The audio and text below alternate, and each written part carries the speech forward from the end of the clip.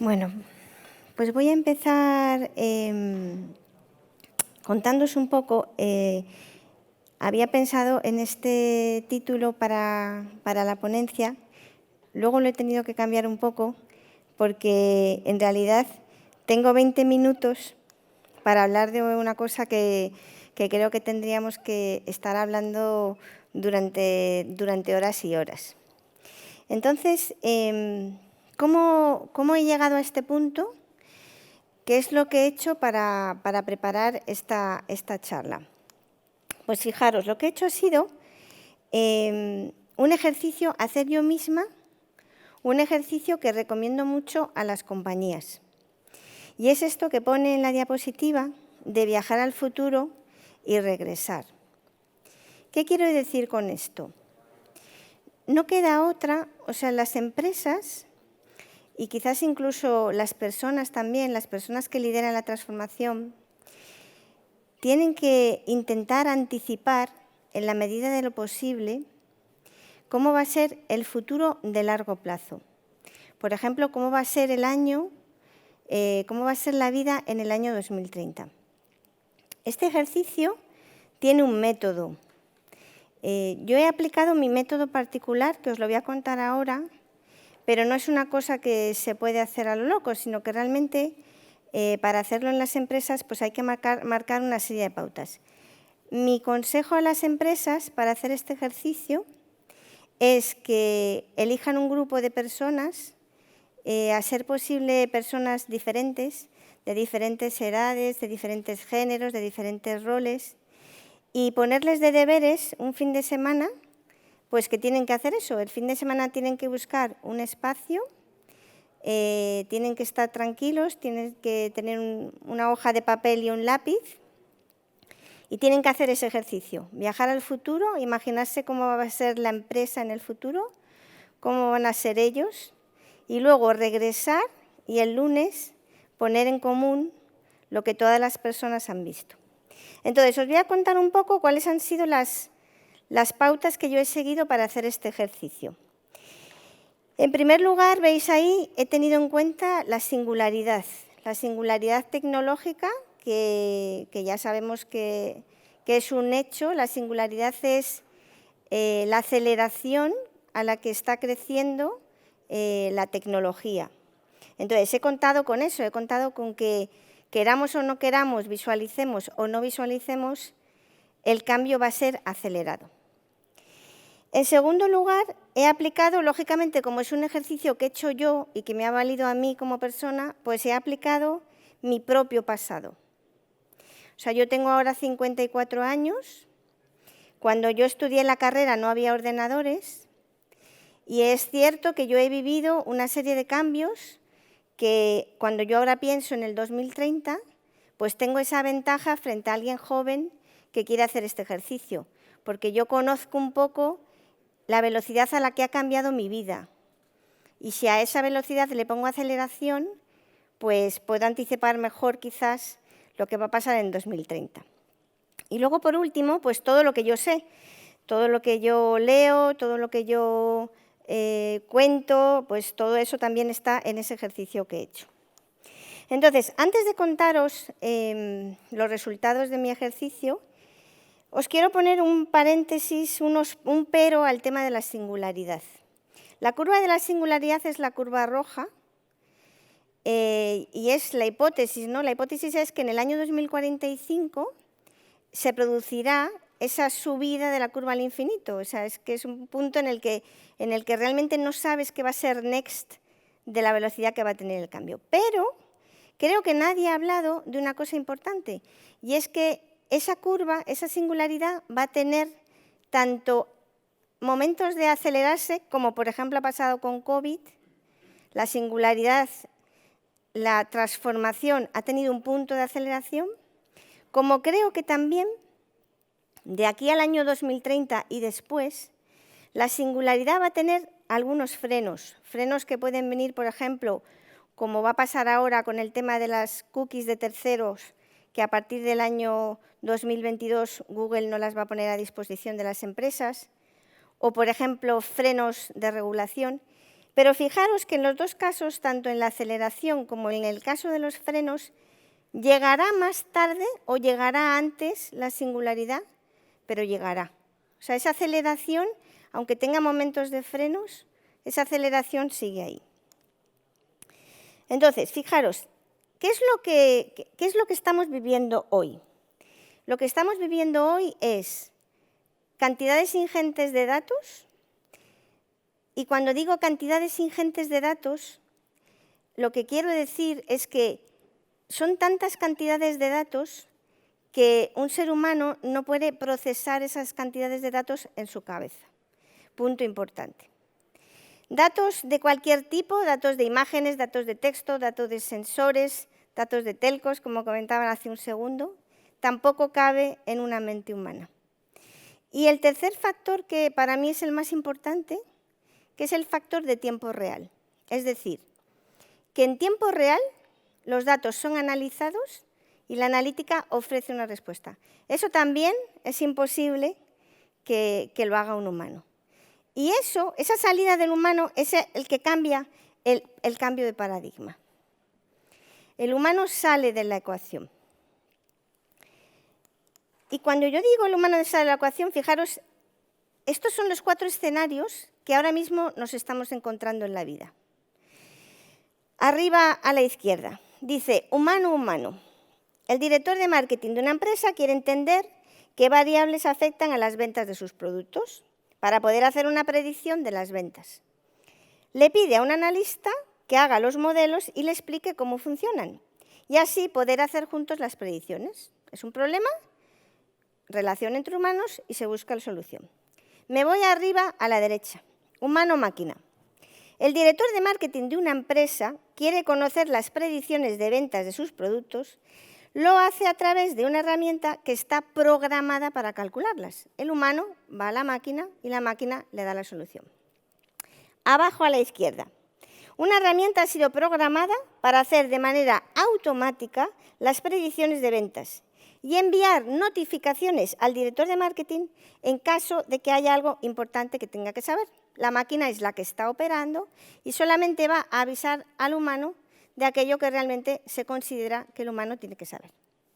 Y por último, tenemos la relación máquina-máquina, que dice, una herramienta ha sido programada para hacer de manera automática las predicciones, que llegan a otra herramienta de toma de decisiones de pricing, recalculando los precios en tiempo real de manera automática. Actualmente estamos conviviendo en los 4 escenarios, sobre todo en los 2 de arriba.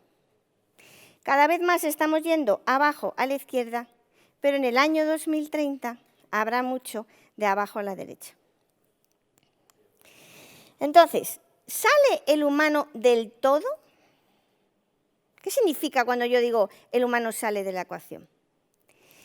Pues hay 2 vertientes a nivel académico. Por una parte está los que defienden la paradoja de Moravec, en particular Deloitte, a nivel mundial defiende esta paradoja y me gusta, solamente os comparto esto porque lo llama The Age of With, que me encanta la manera de llamarlo, porque es el con las máquinas, los humanos con las máquinas. Las máquinas van a aumentar las posibilidades del humano. Esa es una de las vertientes. ¿Qué dice la paradoja de Moravec? La paradoja de Moravec dice que las cosas que son fáciles para los humanos son difíciles para las máquinas y viceversa. Y yo siempre pongo el mismo ejemplo porque se entiende muy bien. Fijaros, si nosotros programamos una máquina para aprender a jugar al ajedrez, no va a haber humano que la gane. Esto está demostrado. Sin embargo, si nosotros construimos un robot y le decimos, vete a la habitación del fondo y de un montón de pelotas, coge la pelota de color rojo. Eso es una cosa que programar a un robot para que haga eso va a costar muchísimo y va a cometer muchísimos errores y, sin embargo, a tu hijo de 4 años le das esa orden y la va a hacer perfectamente. Por eso la paradoja de Moravec dice que lo mejor es el con. Pero luego tenemos la otra versión del tema, que es la versión que dice que no, que realmente nosotros vamos a ser sustituidos en gran medida por las máquinas y el ser humano del futuro va a ser un ser humano totalmente diferente y que va a hacer cosas muy diferentes a las que hacemos hoy en día. Eso tiene una implicación interesante, y es esa que os pongo ahí. Si el ser humano ha evolucionado a base de pensar, y nosotros siempre hemos pensado para buscar soluciones y mejoras a nuestra vida, si nosotros ahora delegamos las decisiones y el pensamiento en las máquinas, en cierta medida vamos a dejar de pensar, o vamos a pensar de otra manera. Y eso tiene unas implicaciones que os las dejo ahí, pues para pensar en esto, ¿no? ¿Hacia dónde va el ser humano si realmente la delegación en las máquinas fuese total, cosa que particularmente no creo que va a pasar? Pero hay mucha gente muy lista que cree que sí. Entonces, aquí, antes de entrar en el año 2030, os hago este matiz. Siempre que hablamos y damos estas conferencias, generalmente nos estamos refiriendo a la tecnología informática, a que las máquinas van a hacer cosas por nosotros, cosas que nosotros hacemos, y la inteligencia artificial, y la vemos en las empresas. Pero hay otra gran rama, que es todo lo que tiene que ver con la biotecnología, porque nosotros, las plantas, los animales, todos estamos llenos de datos por dentro, somos pura matemática. Y eso va a implicar una serie de cambios, de aquí al 2030 se va a notar mucho, que realmente son cambios muy importantes que hay que considerar. Entonces, dicho esto, ¿cómo he hecho este ejercicio? Pues fijaros, os lo voy a contar bastante rápido porque esto es intuición, o sea, esto es mi ejercicio personal, por favor, que nadie lo tome como una declaración formal y estricta. Esto es mi intuición con las bases que os he dicho anteriormente. Y para contároslo, me he imaginado un día en la vida de Maca. Entonces, fijaros, ¿cómo será en el año 2030 el despertar? Bueno, nosotros cuando nos despertamos sufrimos, cuando suena el despertador sufrimos. En el futuro esto no va a ser así, o sea, yo creo, y ya hay despertadores que en función del wearable lo programas para que no te despierte en mitad de un sueño donde tienes un sueño profundo, pero en el año 2030 nos despertaremos no para ir a la oficina, sino nos despertaremos en función de una serie de variables y en función de la cantidad de luz que haya y en función del nivel de cansancio anterior, en fin, el despertar creo que ya será diferente. En el desayuno, de todas las cosas que os voy a contar, esta es la más intuición, pero yo siento que todo lo que comamos estará como mucho más controlado. Y tengo esta sensación, ¿no? O sea, yo creo que, por ejemplo, el exceso de peso será una cosa, no que esté quizás el término penalizado, ¿no? De alguna manera, y me diréis, pero Maca, ¿cómo dices eso? Bueno, pues mi padre, por ejemplo, pues yo creo que él ha sufrido esto con el tema del tabaco, ¿no? Pues al final nos damos cuenta de que las cosas son malas y de alguna otra manera, ¿no? Pues eso creo que es una cosa de las cosas que va a cambiar, o sea, la manera de comer del ser humano creo que va a cambiar drásticamente para el año 2030.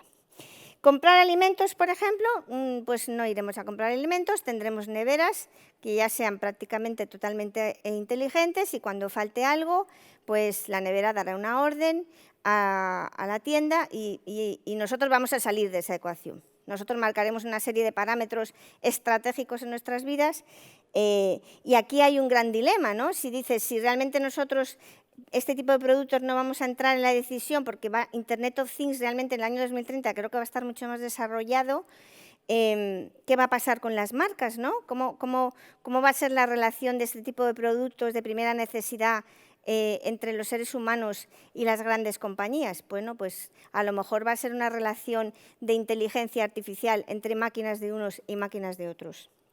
Creo que esto también va a cambiar considerablemente.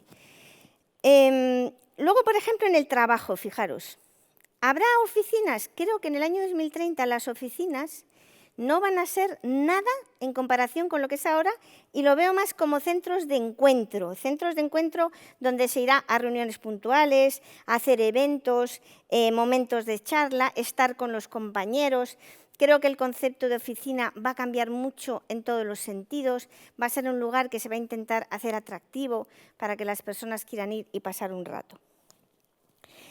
Luego, por ejemplo, formación. Aquí es un tema interesante. Esto es una de las grandes cosas que yo intuyo que va a ser así. Nosotros no vamos a aprender conceptos, sino que vamos a aprender a usar la tecnología. Nosotros no vamos a tener la necesidad de saber la diferencia entre un modelo de regresión lineal o un modelo de regresión logística, no.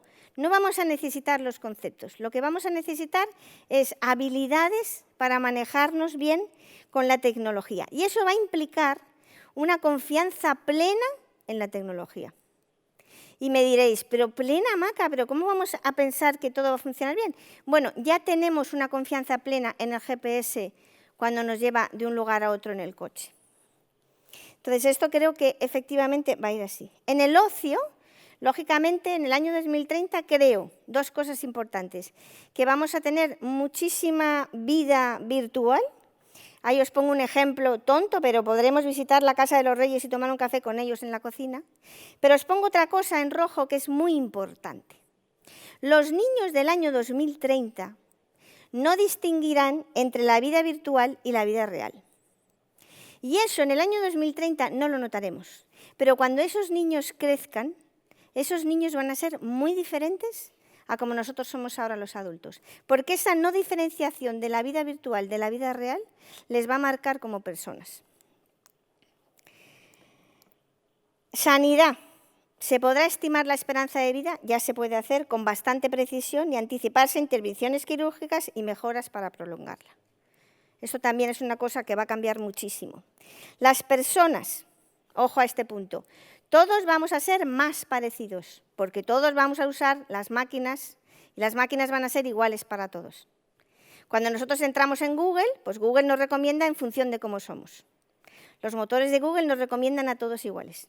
Si me gustan las bicicletas, me recomienda bicicletas, y me sigue recomendando bicicletas y otras bicicletas. En cierta manera, me elimina mi capacidad de pensar en usar monopatines. Y ahí os pongo, ¿no?, que creo que habremos perdido algo de libre albedrío. Entidades, como las llama Yuval Harari. Empezaremos a convivir con robots que tendrán aspecto humano. Muchas personas tendrán sensores en su interior. Para mí, esto, como os decía antes, es otra de las grandes claves.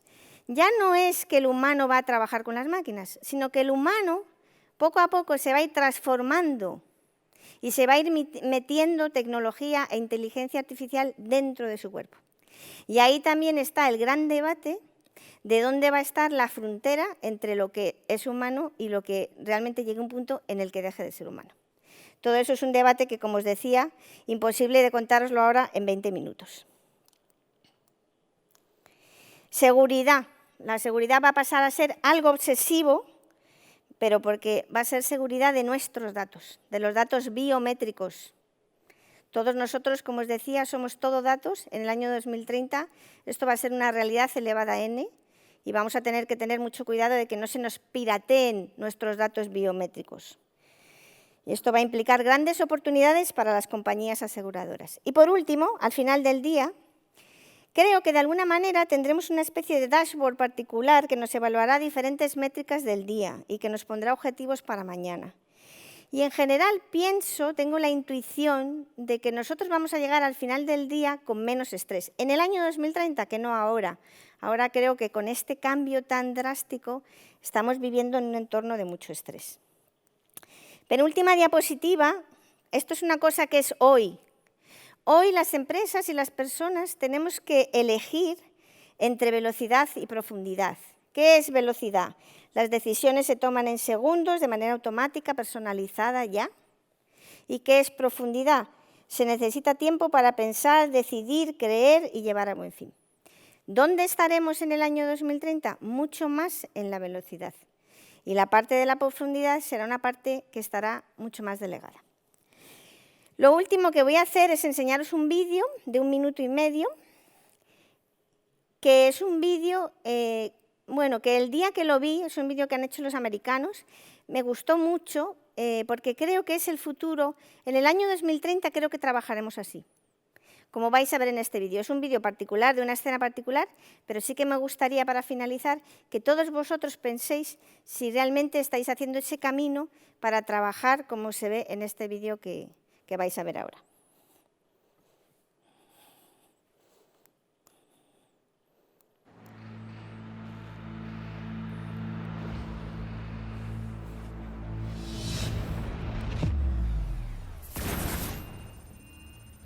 Command, I'm getting an alert. It appears we have insufficient inventory to fulfill an incoming order. Production, what's going on?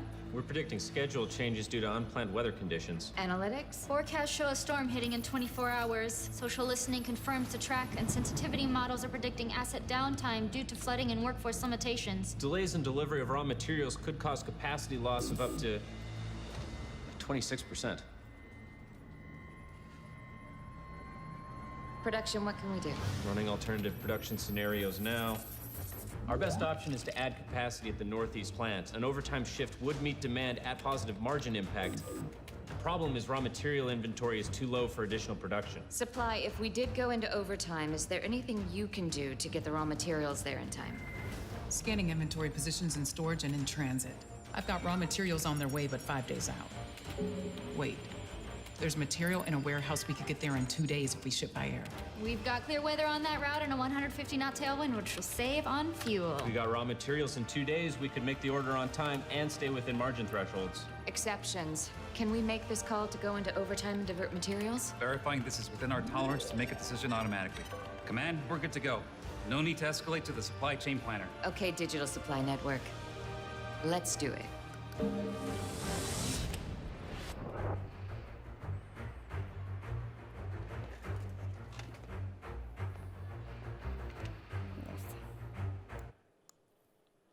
Bueno, pues esto es un poco lo que quería contaros. Espero que os animéis a hacer vuestro propio y personal viaje al año 2030. Pues, muchas gracias, Maca. Ha sido muy instructivo escucharte. Te dejo con Ángel, que te va a trasladar un par de preguntitas que nos han hecho por ahí. ¿Qué hay, Maca? ¿Cómo estás? Muy La bien. verdad que me ha encantado, ¿eh? Siempre tan inspirador, siempre manejando esta manera de ver las cosas hacia el futuro. Bueno, que quiero que sepas, y aprovecho para decirlo, que para mí eres una de las referencias del mundo del dato desde hace mucho tiempo, ya lo sabes, y además como tenemos el placer de compartir también algunas cosillas de vez en cuando, ¿no? Y algunos webinars, pero esta vez te tengo en este lado. Así que tengo que aprovechar para hacerte alguna preguntita que tengo ahí en la mente, ¿vale? Prometo no ser muy malo. Hablas de 2030 y la verdad que me parece fascinante, pero ¿cómo ves tú el 2050? ¿Cómo te inspira eso? ¿Cómo lo presentas? Bueno, si hubiera tenido que hacer el ejercicio al 2050, me hubiera costado mucho más, porque es difícil de imaginar. Creo que lo que hubiera hecho hubiera sido viajar primero al 2030, después intentar de ahí visualizar y meter la aceleración y ver cómo podría ser 2040 y, por último, 2050. Yo creo que en el año 2050 el mundo va a ser muy diferente. Sobre todo, fijaros, no tanto por un tema de que trabajemos con las máquinas, sino sobre todo por cómo la tecnología se va a meter en nuestro cuerpo. ¿Cómo lo vamos a integrar, no? Que no solamente ya a nivel también biológico, ¿no? Además hay, fíjate, experiencias ahora como CRISPR muy relacionada, ¿no? Con el mundo también de la inteligencia artificial y con el mundo del dato, ¿no? Y cómo estamos saltando el paradigma entre lo físico y lo biológico, parece que cada vez se entrecruza más, ¿no? Sí, eso es una cosa que, como os digo, también es verdad que creo que puede haber grandes parones. No lo sé hasta qué punto, porque luego también os digo una cosa. Por una parte dices, bueno, surgirán regulaciones que digan hasta aquí, esto no puede ser, o sea, eso puede pasar, pero es verdad que el mundo está tan libre en cierto sentido, o sea, cada persona en cada rincón de su casa es capaz de hacer cosas tan increíbles que, por otra parte, pues dices, no sé, la verdad es que, bueno, para el 2050 a lo mejor no estoy yo aquí, pero... En fin, no sé. Es una reflexión muy bonita esta. La verdad que hablabas de la singularidad, la verdad que la capacidad de computación que podemos comprar a día de hoy por 1.000 euros en cualquier entorno cloud es enorme. De hecho, ya equivale prácticamente a la de un cerebro humano. Se habla que 2050 equivaldrá a la de todos los cerebros humanos. Pero yo reflexiono con esto y también me gustaría hacerte esta pregunta, Maca. Pienso en el pasado, y decías que venías de ahí un poco, y yo cuando estaba ahí cogiendo mis notas, ahí mirando cosillas, y pensaba, en el 69 mandamos a la Luna pues con el sistema de navegación, que era el block del Apolo 11, era el block 2, y que tenía 2 K de RAM. Y esos señores fueron a la Luna y volvieron. Es la capacidad de computación, Maca, de una tostadora, ¿sabes? La que tenemos actualmente. Claro, fíjate la disposición, la cantidad de elementos que tenemos a día de hoy. ¿Les estamos sacando provecho? ¿Somos capaces de ir a la Luna o no ir a la Luna con 250, 200, 300 K o 300 gigas de memoria? Yo creo que sí, yo confío muchísimo en la gente que está marcando todas estas evoluciones y creo que se están haciendo muchísimos avances. A mí no me da la mente para estar al día de tantas y tantas cosas que se están haciendo, que los universos, o sea, cosas tan complejas, y la tecnología y los datos son la clave en todo eso. Y de verdad, o sea, aquí el concepto que prima es aceleración. Es decir, si venimos viniendo rápido, es que vamos a ir mucho más rápido. Cada vez más. Y eso es espectacular. Y ya te digo, o sea, creo que va a haber stoppers, pero creo que igualmente, aunque los haya, tardaremos más, pero esto va a cambiar mucho. Y de hecho, vamos, hay gente que dice que la especie humana va a cambiar, en fin, hay de todo aquí. Muchos cambios, sí, evidentemente, siempre también. La parte de inteligencia artificial siempre tiene ese punto de un poco de la relación entre el mundo de la ciencia ficción. Muchas veces imaginamos, ¿no?, este mundo bueno, como de robotics, el mundo Matrix, ¿no?, el mundo de Hall, ¿no?, de 2001, la Odisea del espacio. Y sin embargo, hay muchos puntos que además has nombrado que han cambiado y que no suponíamos, ¿no?, o que las personas que eran futuristas entonces no fueron capaces de suponer. Por ejemplo, las redes sociales. ¿Cómo han cambiado nuestras relaciones personales a través de las redes sociales, ¿no? Y los ponías, ¿no? ¿Y cómo sale el tema de los niños? ¿Cómo lo ves? Bueno, impresionante, y todavía está por llegar la realidad virtual, que eso creo que va a ser otro cambio espectacular, la capacidad, porque en el fondo la red social te hace eso, te enajena, ¿no? Te lleva a ser otra persona distinta a la que eres o a la que hubieras sido sin redes sociales. Y creo que eso con la parte... O permitir tener varios, dependiendo de la red social, puedes tener diferentes roles, ¿no? O sea, es mucho más heterogéneo. Sí.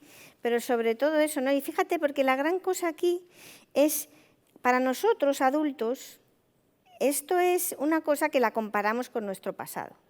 Y por lo tanto tenemos opinión. Pero los jóvenes, la gente que nace con la nueva realidad, ellos ya no tienen lo que nosotros hemos tenido. Solo ven hacia adelante, solo ven futuro. Entonces, eso es un poco la gran clave de esto, es eso, ¿no? Es que para nosotros lo pensamos, lo meditamos, opinamos, pero los que vienen detrás lo viven.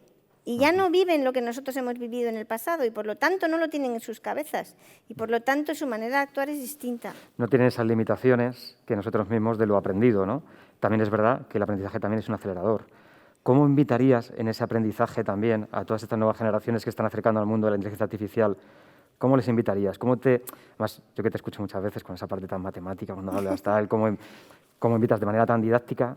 ¿Qué le dirías a todos estos jóvenes, sobre todo más de 12, 13, 14, 15 años, a que se acerquen al mundo de la inteligencia artificial y las matemáticas? Yo cada vez admiro más a la gente joven. Yo tengo una hija de 13 años que es que cuando me veo a mí misma con ella, me digo, qué ridícula que eres, Maca. De verdad, porque yo le digo, por ejemplo, ella coge el ordenador o coge el iPad, lo que sea, y empieza ahí a tocar, y yo digo, Yoti, párate y piensa, dialoga con el ordenador. Pero qué estupidez. Es que la niña no quiere pensar ni dialogar con el ordenador. Ella ha nacido y tiene una relación con el ordenador totalmente distinta de la mía. Mucho más intrínseca, ¿no? Es otra cosa, es otra cosa. Entonces, cuando yo le digo piensa, párate y piensa, ella no le entra, claro, porque es que dice, no le entra. Es un componente de su pensamiento, claro. Es una manera... Y yo me esfuerzo a mí misma a cambiar yo. Es que a lo mejor ella no tiene que tener esa relación del diálogo que tú has nacido teniendo esa relación con el ordenador. Ella ha nacido en otro ambiente y en otro estado. La verdad que cada vez que me estás diciendo súper interesante, súper inspirador, la verdad. Yo tengo que agradecerte en lo personal pues estas charlas que tenemos en estos momentos. Y no sé si quieres aportar algún apunte, algo para finalizar, dejar algún mensaje. Estaríamos encantados de escucharlo, Maca. Nada, que creo que es muy bueno que las personas y las empresas hagan ese ejercicio de viajar al futuro y regresar. Y que yo también te admiro muchísimo a ti, que sepas. Eres uno de esos jóvenes. Bueno, pues encantado, yo te lo agradezco. Y nada, haremos este viaje al futuro juntos, ¿no? Con todos los que estamos aquí. Fenomenal. Muchas gracias a todos y los que están escuchando. Gracias,